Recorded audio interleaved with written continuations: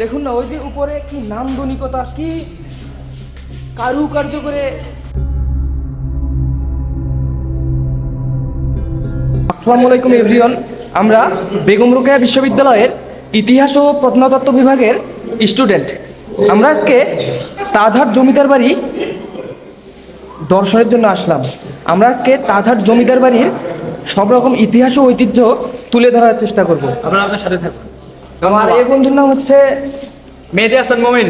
বন্ধু, আমি ইতিহাস বিশ্ববিদ্যালয় ব্যাচ প্রতিনিধি।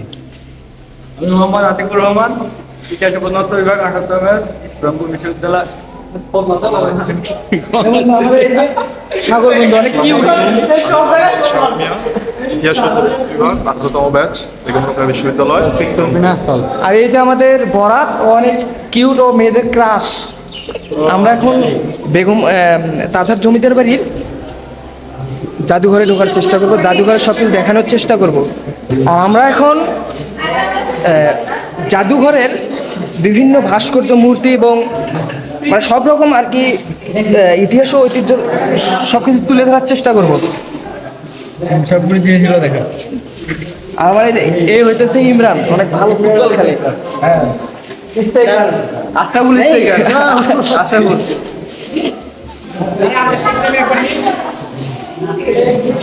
তোমাকে বলি, এ হচ্ছে তাওহীদ, ভালো ব্লগার।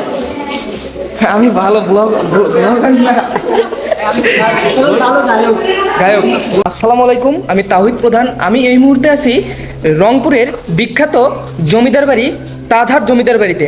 আজকে আমি তাজহাট জমিদার বাড়ির সব রকমের ইতিহাস ও ঐতিহ্য, এবং আপনারা ইতোমধ্যে শুনেছেন বিভিন্ন মানুষের মুখে প্রচলিত এখানকার যে সুড়ঙ্গ আছে, গোপন সুড়ঙ্গ, সেই সুড়ঙ্গের আজকে আমি ইতিহাস ও ঐতিহ্য এবং সব রকম রহস্য তুলে ধরার চেষ্টা করব।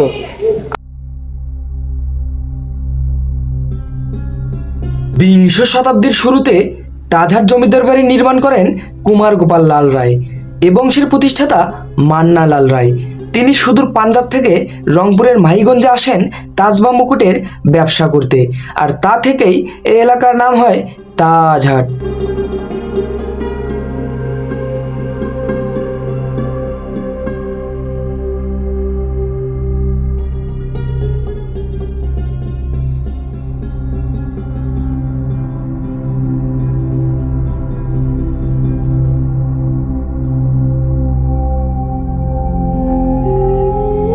বন্ধুরা, আমি এই মুহূর্তে আছি সেই ঐতিহাসিক তাজহাট জমিদার বাড়ির ঠিক মধ্যখানে। আপনারা দেখুন, এই যে দরজাগুলো সেই সময়টা কি সুন্দর। দেখুন না, ওই যে উপরে কি নান্দনিকতা, কি কারুকার্য করে। বন্ধুরা, যেহেতু আমি ভিডিও করার উদ্দেশ্যে আসি নাই, তবুও আমি এই প্রাসাদের কক্ষগুলো দরজার ফাঁক দিয়ে দেখানোর চেষ্টা করলাম। কক্ষগুলোর মেঝে এতটাই রং বেরঙের নান্দনিক ছিল যে আমি মুগ্ধ হয়ে গেলাম। আর এ থেকেই বোঝা যায় এই প্রাসাদের রাজাদের রুচি কেমন ছিল।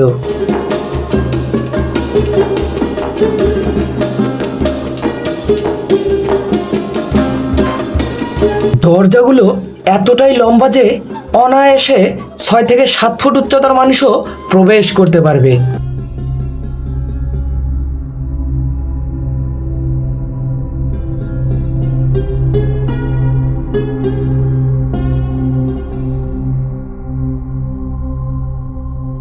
এখন আমি বিভিন্ন চিত্রের মাধ্যমে এখানকার বিভিন্ন ভাস্কর্য, মূর্তি এবং মুদ্রা দেখানোর চেষ্টা করলাম।